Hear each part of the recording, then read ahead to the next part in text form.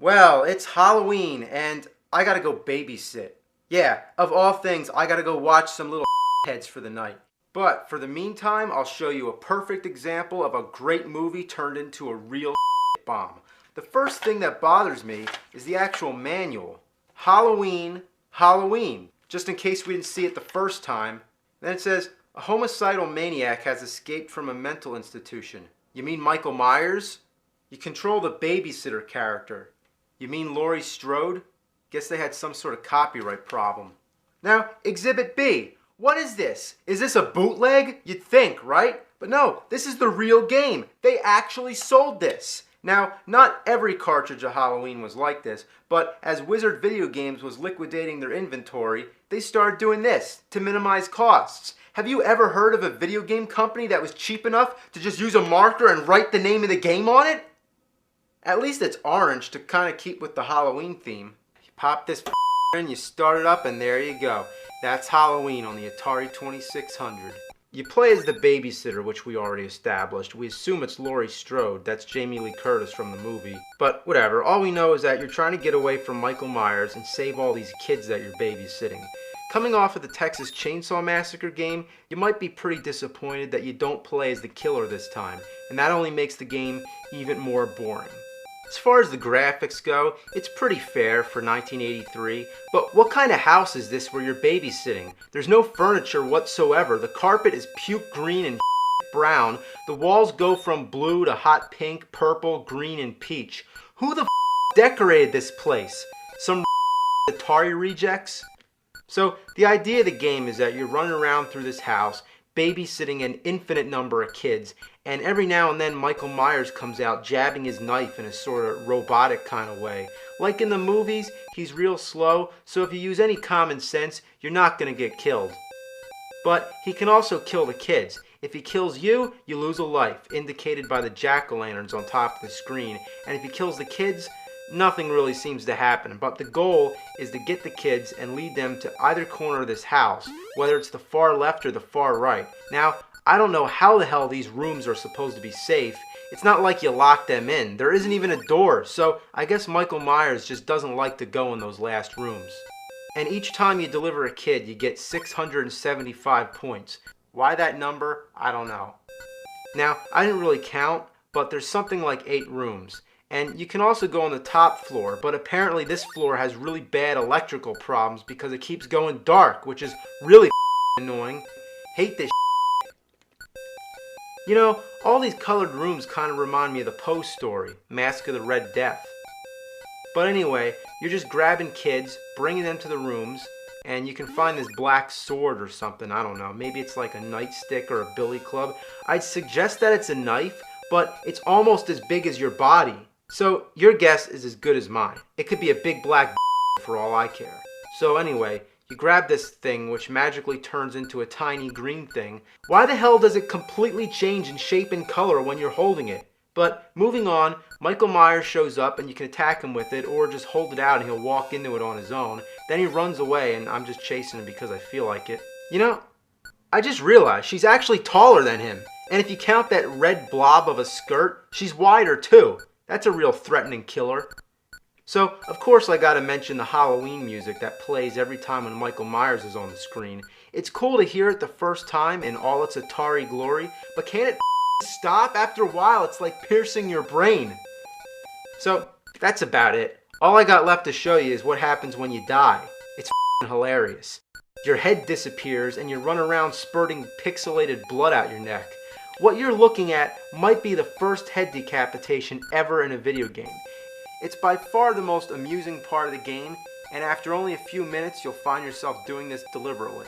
Come on, kill the kid, kill the kid. Yeah. Get him, there you go. All right, now get me. All right, now, that's enough. You know, it's all coming back to me now. I remember once long ago, I had this game in my possession. I just remember seeing this blank cartridge for a pale, emotionless game with the dullest graphics, the most awful gameplay. I spent 8 years trying to figure it out, and another 7 trying to keep it locked in my closet because I realized what was living behind that game was simply evil. Trick or treat! Oh, you want some trick or treat? Okay, here's some trick or treat for you.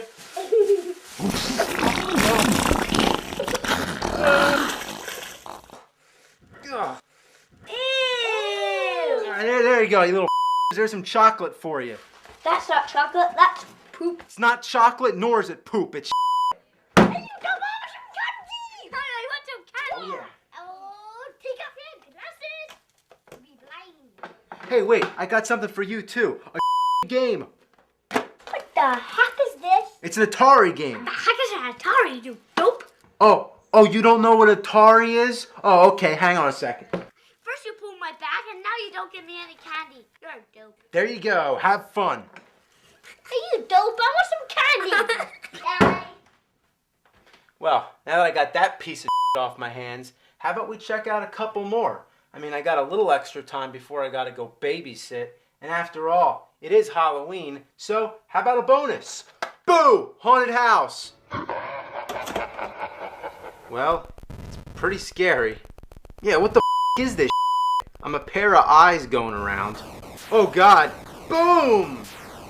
Well, anyway, I'm guessing that you're not really a pair of eyes, but it's just common fact that in the dark, the only thing you can see are someone's eyes. Wait a minute, it's Meatwad. Yeah, it's Meatwad. Now, I believe you're supposed to be lighting a match here, but this aura of light that surrounds you makes me imagine it as some sort of body attached to these eyeballs. Now, while this match doesn't help to see the rest of your body, whatever it's really supposed to look like, it actually helps you find items, and the goal is to collect pieces of an urn. Ooh, so now it's the Twilight Zone. Well, you go around watching out for ghosts, bats, and spiders. It couldn't possibly be any more cliche. Ooh, blown up by the ghost. As the levels progress, you can't see the walls. The game's gotten even darker, that's right, it's gotten darker than dark. The graphics were pretty boring beforehand, but now there's hardly a damn thing on the screen but black. Gee, this is fun. Well, we might have time for one more. Let's see.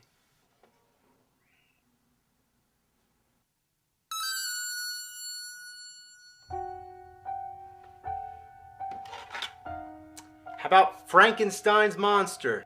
It's alive! It's alive! How about it's ass? It's ass! Actually, it's pretty stunning. I mean, as far as graphics go, there's a lot going on. The platforms sort of have a gradient shadow effect, and it's just got a really busy environment for an Atari game, and especially after looking at Haunted House. Well, that's the Frankenstein monster. Why is he white? Well, with every bolt of lightning, he becomes more and more green, and when he's all green, he comes alive. Whether he comes alive or you die, that's when the game ends. Now, your only enemies seem to be this little blue ghost and spiders. Now, I'm fine with that, I guess. Don't really expect much, but who the hell are you supposed to be? Just this regular guy in a baseball cap? Well, anyway, nothing in this game seems to kill you except for the water. You fall in the water, you die. You get touched by anything else, it just freezes you for a second. So the goal is to keep collecting these blocks to build a wall and trap the monster. So you get the block, then you go back up where you started, and then what the is this? Look at all these damn bats. What the hell's going on? Never have I had to dodge such a relentless onslaught of vampire bats. Have mercy. So then you just keep going back and forth, getting that block over and over again. Now, one thing that kind of bothers me is this area up to the left. You can't even go there. You can't pass through this green and you might think you can exit one side of the screen and come out the other, like in many games, but no, that doesn't happen here. So this spot, as far as I know, is just a waste. But the worst thing is the jump precision. Here we go, jump. Alright, now jump.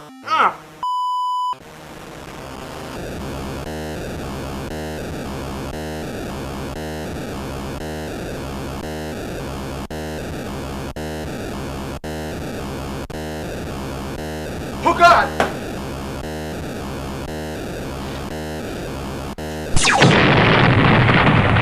Well, now that's my cue to get the out of here and go babysit.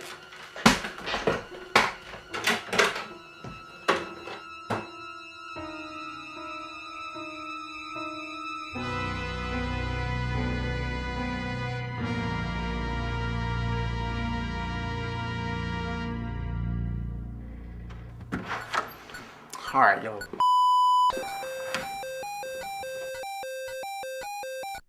Oh, no. Look, it's the Poopy Man. No, the Poopy Man's more like the Boogeyman. And he's gonna get you if you don't turn off this game. Play the game. No, I played the game enough tonight. Play the game. Play the game. Play the game. Alright, I'll play the game. You suck, and you smell like poo. You stink. Shut up. You suck. You suck. You stink. You smell. Shut up!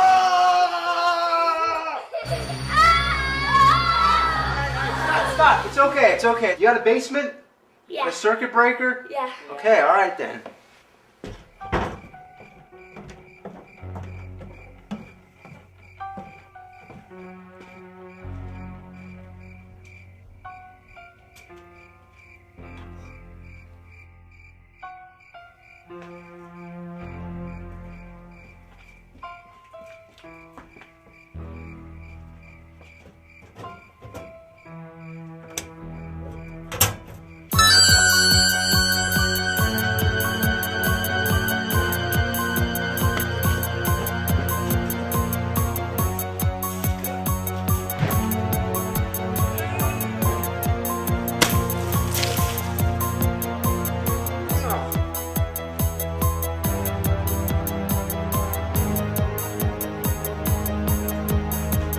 Who's Easter?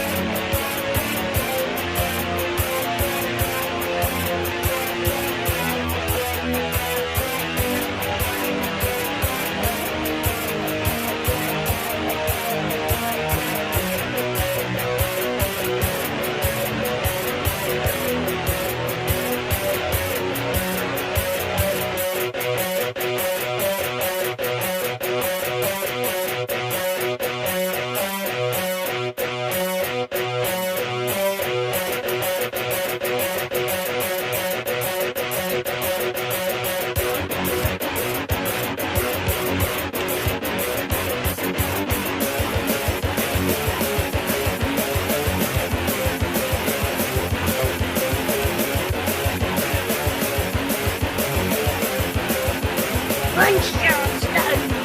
One shot fall.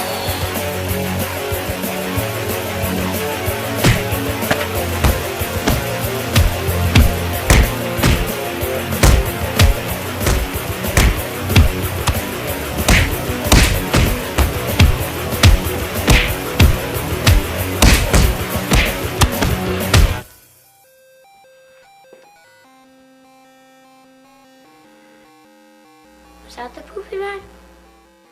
Yeah, I think it was.